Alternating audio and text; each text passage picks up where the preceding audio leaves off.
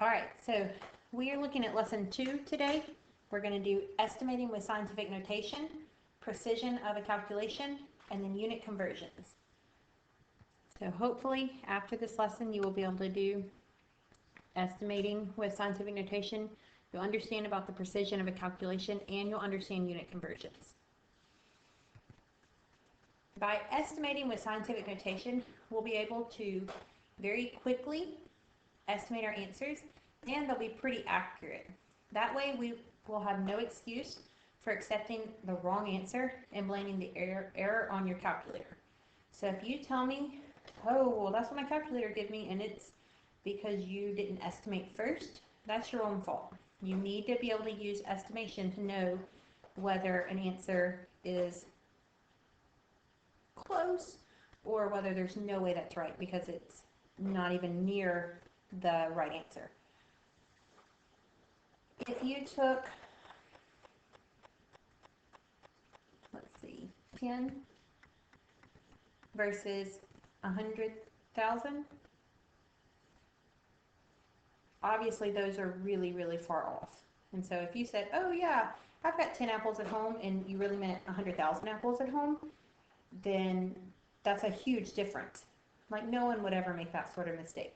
However, when you put it into scientific notation and you say 2.4 times 10 to the 15th versus 2.4 times 10 to the 20th, that's the same sort of error. Those don't look very different other than that it's a times 10 to the 5th difference, but it's basically the same kind of error. And so if you estimate first, then you'll know, I was supposed to get around 15, not 20. And so that'll help you with knowing whether your answer is pretty close or whether you messed up somehow. So we want to estimate the answer to multiplying all of this. So the first thing you're going to do is just round each number to one digit and putting it in scientific notation. So 16 is going to round to be 20. And so that would be 2 times 10 to the first power. 5,280, we're going to round it to one digit. So that would round down to 5,000, which would be 5 times 10 to the third. And then we'll do that for the other two. And then 12 would be 10, so 1 times 10 to the first. And then same thing for the other two. From there, you're going to multiply each of your numbers. So 2 times 5 times 5 times 5 times 1 times 1 times 1 is 250. And then times 10. Now, when you multiply, you add your exponents. So 1 plus 3 plus 3 plus 3 plus 1 plus 1 plus 1 is 13. And then from there, we're going to estimate it and put it into scientific notation. So if you estimate 250, you should get approximately 300. And so if you put that in scientific notation, you'll have 3 times 10 to the 15. And that would be your answer. So now what I want y'all to do is to use your calculator.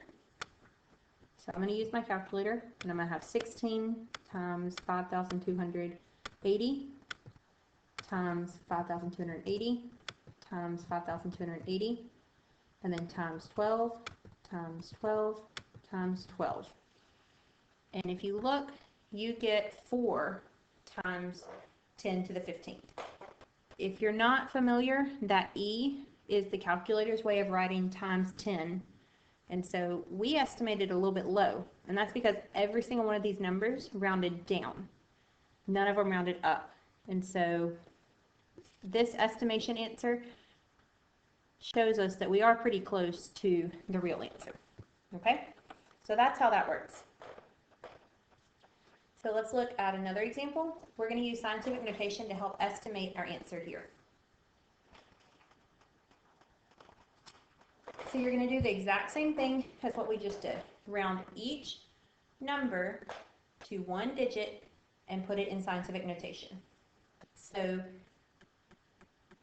3,700 would round to a 4. So we're going to have 4,000, and if we put that in scientific notation, it would be 4 times 10 to the third. Then we have 47. That's going to round up to a 5. And then we're going to move the decimal place 1, 2, 3, 4, 5 places. So it was a negative 14, and we're going to add 5. So that's going to make a negative 9. For the denominator, this 2, 7 is going to round up to a 3. And we're going to have 1, 2, 3, 4, 5. And then for this one, we're going to need to move it 1, 2, 3, 4 places. And it's a 7, 1, so that's just a 7. We moved it 4 places, so negative 5 minus 4 gives you negative 9. So that's the first thing that you do. From there, you're going to multiply in your numerator, just like we did yesterday. In lesson 1, we're going to make one number in our numerator.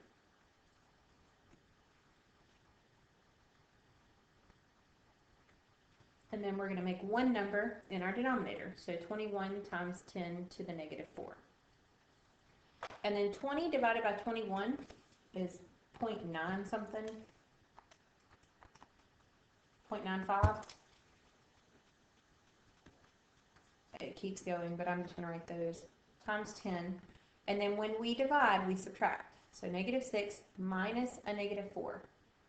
You're going to change that to a plus sign. So negative 6 plus 4 is going to be negative 2.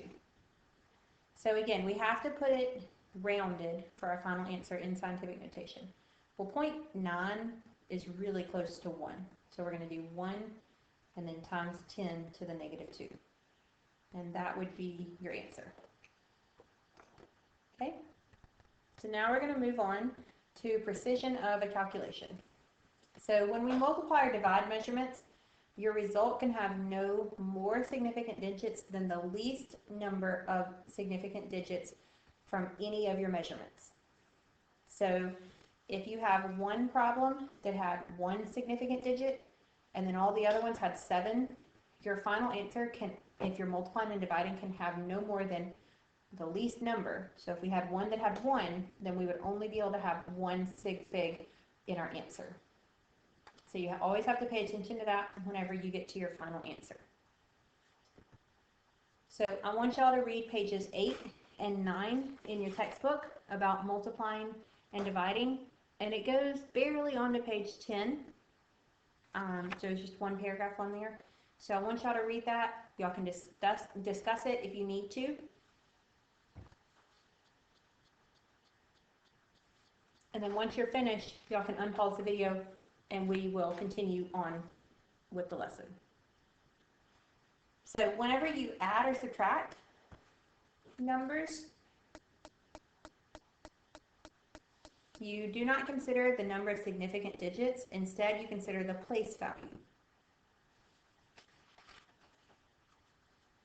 So you always look at your place value when you're adding and subtracting. So again, y'all should have already read pages 9 and 10, but once y'all have finished, if you haven't already, y'all can go on. But the book goes over exactly how it works, and they give you a bunch of numbers and let you practice through them. So y'all make sure y'all read through those. Y'all can discuss with your neighbor if you need to about those. So now we're going to look at unit conversions. So if you've had me for a math class, we've done these before. Hopefully y'all have done them in other classes. They're not terribly difficult, but you do have to do a lot of them in physics. So we're going to use a unit multiplier to convert 42.0 feet to inches. So how do feet convert to inches? Well, 1 foot is 12 inches. And we want the feet to cancel, so we have to put it in the denominator. And so we're going to multiply 42 times 12. And so you get 504 inches. Now we have to go back up here. How many significant figures do we have in our answer? I mean, in our problem that they gave us. 1, 2, this 0 is significant, otherwise they wouldn't have written it. So we have 3, and so we have 1, 2, 3. So that is how we would write our answer. We have to have the same number of significant figures as what they started with. Okay, for this one,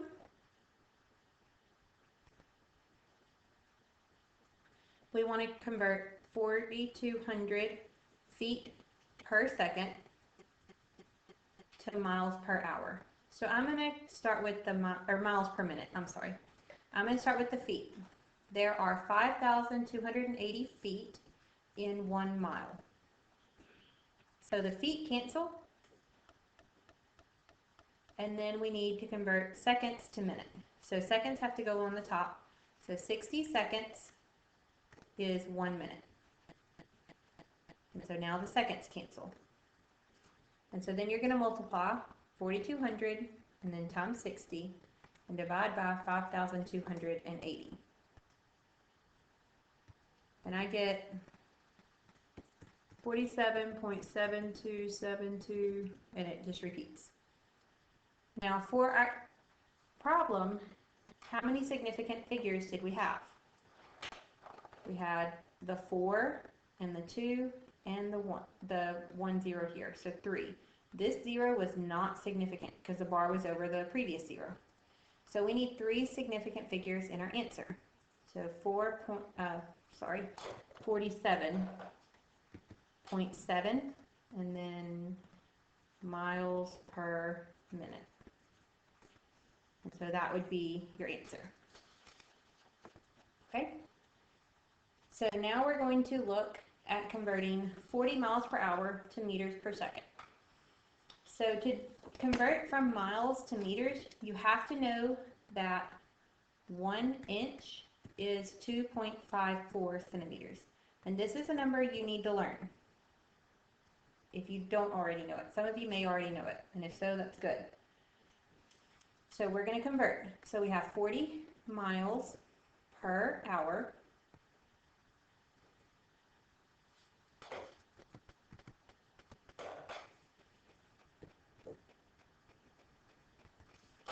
and then we want to go to meters. So miles is going to go in the denominator so it can cancel. So we're going to have to get to inches to go to meters because you're going to go from inches to centimeters to meters.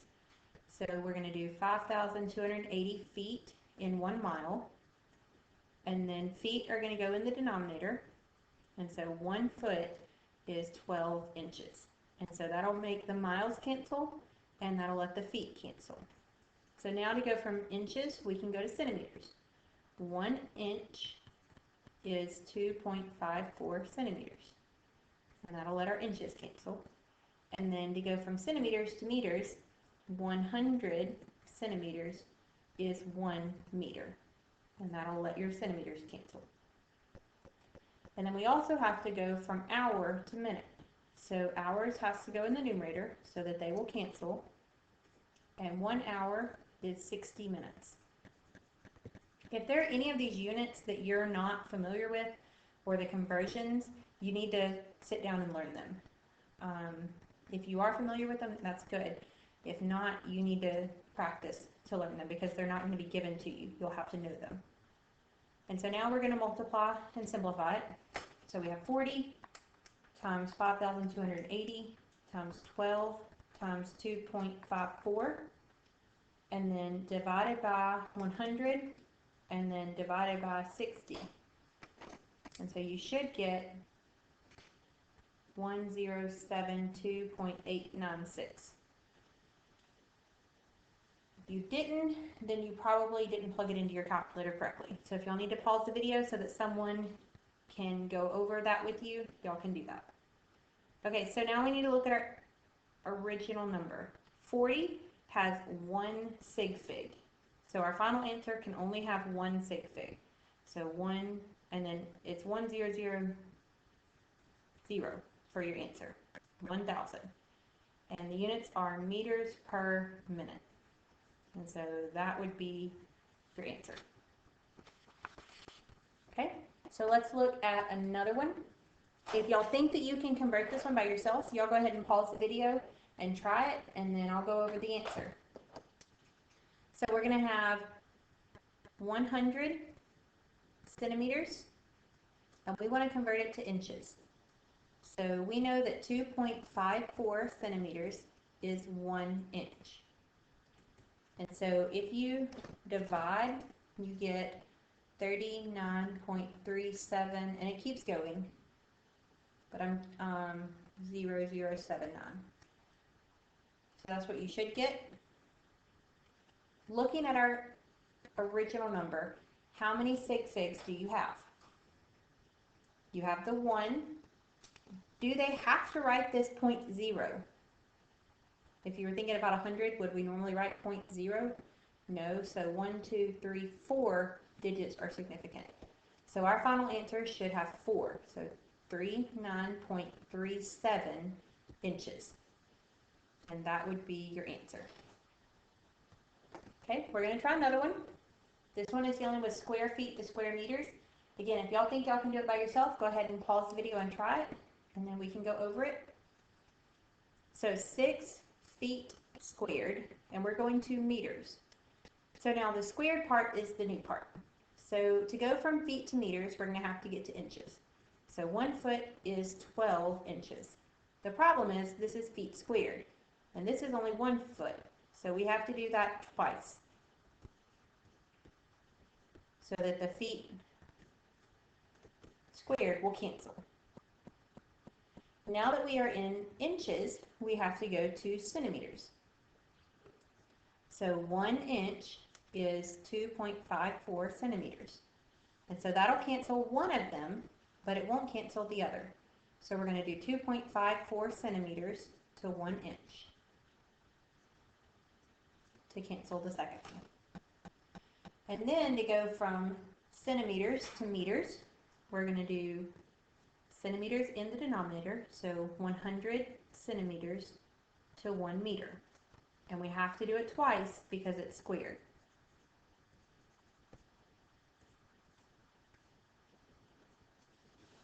And so now you're going to plug that number into your calculator, and you should get 0.557418, and it'll keep going. How many sig figs did we have to start with? We just had 1 sig fig, so our final answer can only be rounded to 1 sig fig. So 0.55 rounds to a 6, and it's meters squared. So that would be your answer. All right, so let's look at one more. We're going to convert 42.0 cubic feet per second to cubic meter per mile. So again, y'all pause the video, try this one by yourself, and then we can go over it. So we're going to have 42 feet cubed per second, and we need to go to cubic meters. So to go from feet to meters, we have to get to inches. So 1 foot is 12 inches, and cube is cubic, so we're going to have to do it 3 times.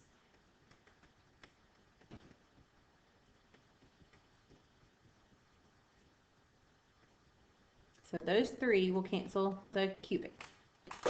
So now that we are in inches, we can go to centimeters.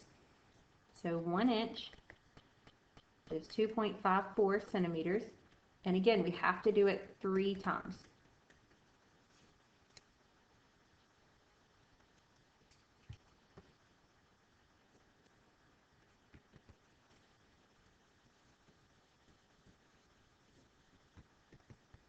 And that'll cancel our 3-inch units that we have.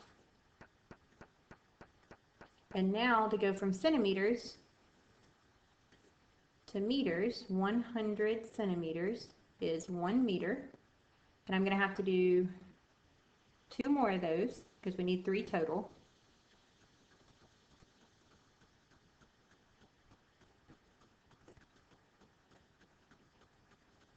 And so those 3 units will make our 3 centimeter units cancel. And then we have to go from second to minutes. So seconds has to be on top, so 60 seconds is in 1 minute, because they have to cancel with the seconds that were in the denominator. So if you use your calculator. So I'm going to go over the calculator on this one, just in case you need help with it. So we're going to have 42 times 12 times 12 times 12 times 2.54 times 2.54 times 2.54. And then in the numerator, you still have a times 60. And then you're going to divide by, you have to put parentheses, and then your denominator.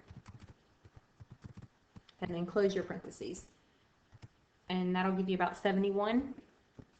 If you did it without the parentheses,